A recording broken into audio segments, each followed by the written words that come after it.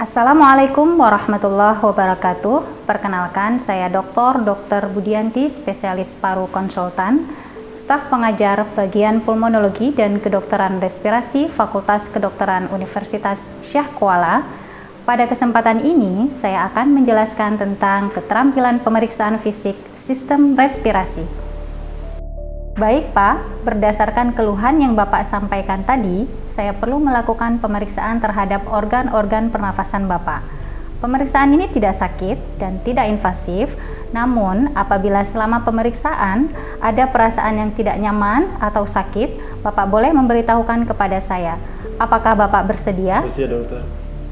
Baik, setelah mendapatkan persetujuan dari pasien, selanjutnya kita akan melakukan pemeriksaan fisik paru yang terdiri dari inspeksi, palpasi, perkusi, dan auskultasi. Pada pemeriksaan fisik paru, pemeriksa berdiri di sebelah kanan pasien dan meminta pasien untuk membuka pakaiannya. Bapak, silahkan dibuka bajunya. Pertama, kita melakukan pemeriksaan paru bagian depan, dimulai dengan inspeksi terlebih dahulu. Pada inspeksi dada, kita lihat bagaimana warna kulit. Apakah ada pigmentasi? Apakah ada pelebaran vena atau venektasi? Apakah ada benjolan di dinding dada? Apakah ada pelebaran atau penyempitan di sela iga? Kemudian juga kita lihat bagaimana bentuk dada. Pada keadaan normal, diameter antara posterior dibandingkan dengan diameter sagital adalah 1:2.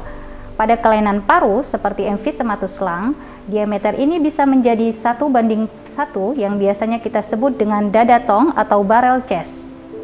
Kita juga melihat apakah ada kelainan bentuk dada seperti pectus excavatum atau dada burung dan pectus carinatum. Selanjutnya kita lihat dada pada keadaan statis. Apakah simetris antara kanan dan kiri? Bisa saja dada sebelah kiri lebih cekung karena ada penarikan disebabkan oleh fibrosis, atelektasis, atau ada massa paru yang menyebabkan parunya lebih kecil daripada di sebelah kanan.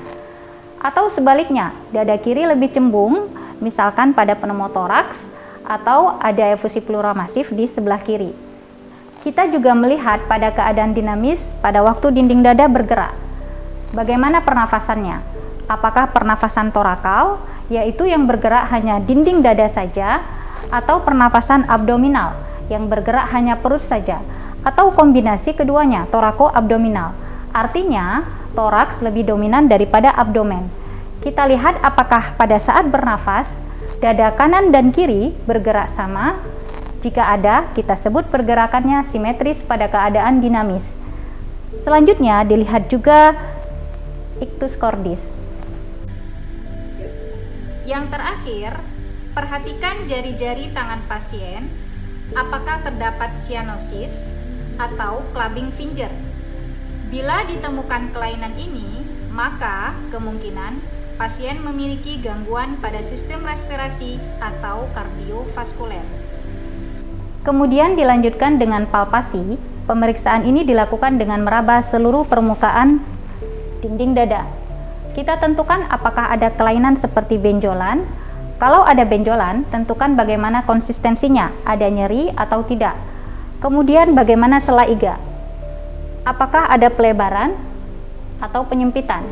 Apakah ada krepitasi, emfisema subkutis, kelainan tulang atau fraktur iga? Selanjutnya, mengevaluasi pergerakan dinding dada. Kita lakukan di 3 tempat. Yang pertama, di lobus atas paru kanan atau kiri. Pasien kita minta bernafas dalam. Nafas dalam, Pak. Lepaskan. Kita lihat dan kita rasakan pergerakan tangan kanan dan kiri. Apakah ada yang sama atau ada yang tertinggal? Selanjutnya, kita lakukan palpasi pada lobus tengah paru kanan atau lingula paru kiri. Kita minta pasien bernafas dalam. Tarik nafas dalam, Pak. Kita rasakan apakah ada bagian yang tertinggal.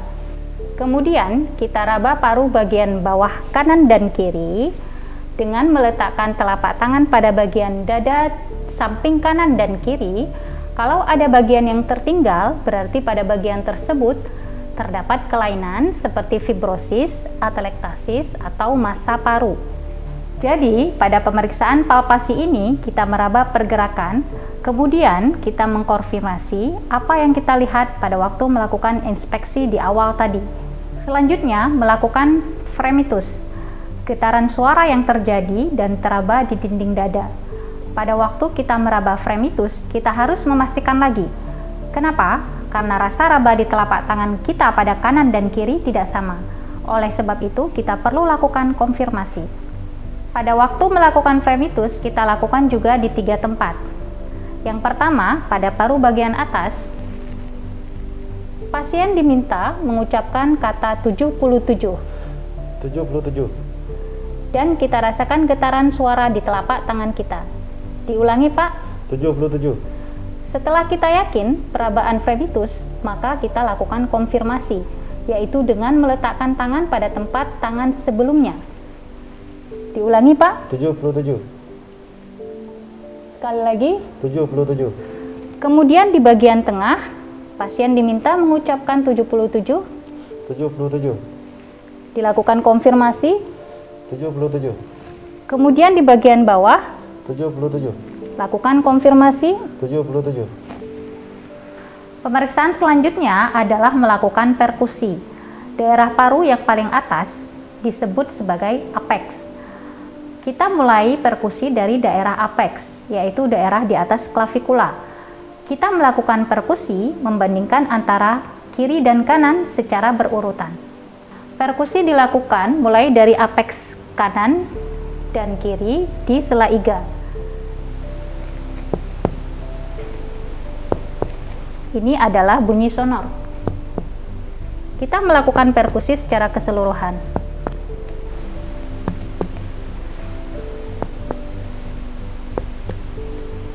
Di daerah jantung, kita akan mendengarkan perkusi yang redup. Ini adalah bunyi redup. Secara umum, perkusi paru adalah sonor, hanya redup di daerah jantung. Apabila di daerah paru ditemukan suara redup atau peka, berarti ada kelainan di daerah tersebut. Selanjutnya, kita melakukan perkusi untuk menentukan batas paru hati. Paru bunyinya sonor kalau diperkusi, sedangkan hati bunyinya peka jika diperkusi. Maka ketika menentukan batas paru hati, ada perubahan suara dari sonor menjadi redup. Kita melakukan perkusi menentukan batas hati di garis mid klavikula kanan. Kita mulai perkusi dari atas, diteruskan ke bawah.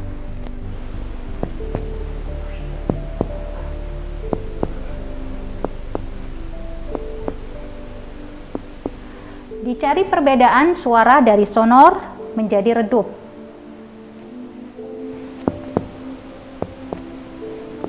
Di sini suara menjadi redup. Lalu kita tentukan di sela iga berapa. Bagaimana cara menghitung sela iga?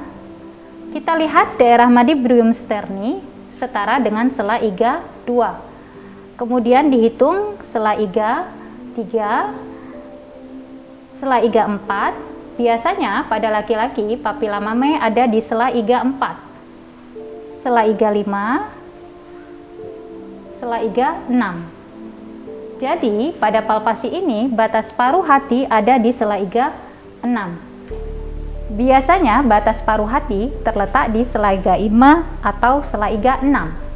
Selanjutnya melakukan pemeriksaan auskultasi. Auskultasi dada adalah pemeriksaan bunyi suara yang berasal dari dada. Untuk itu, kita menggunakan stetoskop. Auskultasi dimulai dari apex, bagian atas paru. Supaya bunyi suara terdengar lebih jelas, maka kita minta pasien menarik nafas dalam. Itu dilakukan berulang-ulang sampai auskultasi selesai dan dibandingkan kanan dan kiri. Stetoskop ditaruh di atas seluruh permukaan dada, dibandingkan kanan dan kiri. Tarik nafas dalam, Pak. Lagi. Dengan demikian, kita bisa membandingkan dan mendengarkan suara yang berasal dari dalam paru. Pada keadaan normal, kita akan menemukan suara nafas vesikuler. Selanjutnya, melakukan pemeriksaan paru bagian belakang. Kita meminta pasien untuk duduk.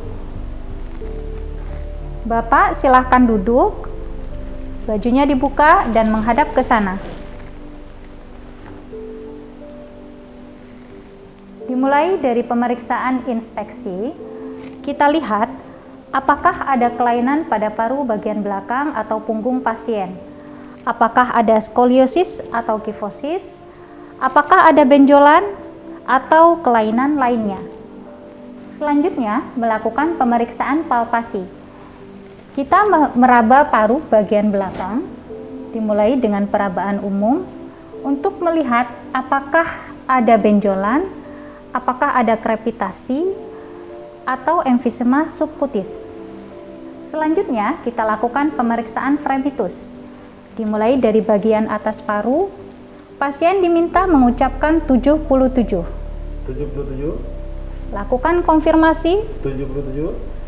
Di bagian tengah paru, 77. lakukan konfirmasi. 77. Di bagian bawah paru, 77. lakukan konfirmasi. 77. Selanjutnya, melakukan pemeriksaan perkusi.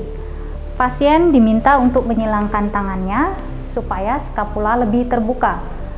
Melakukan perkusi di bagian paru bagian belakang, dimulai dari bagian atas dibandingkan kanan dan kiri secara keseluruhan.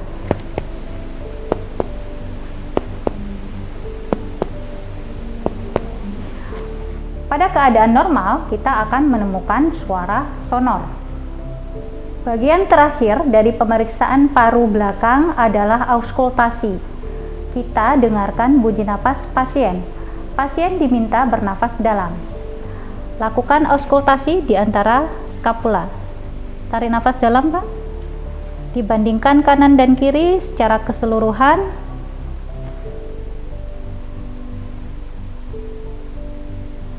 Hingga ke bagian bawah paru. Pada kondisi normal, saat auskultasi, kita akan menemukan suara nafas vesikuler. Terakhir, jangan lupa menginformasikan hasil pemeriksaan fisik kita kepada pasien setelah seluruh pemeriksaan selesai dilakukan. Demikian telah diperagakan bagaimana cara melakukan pemeriksaan fisik sistem respirasi. Semoga bermanfaat. Wassalamualaikum warahmatullahi wabarakatuh.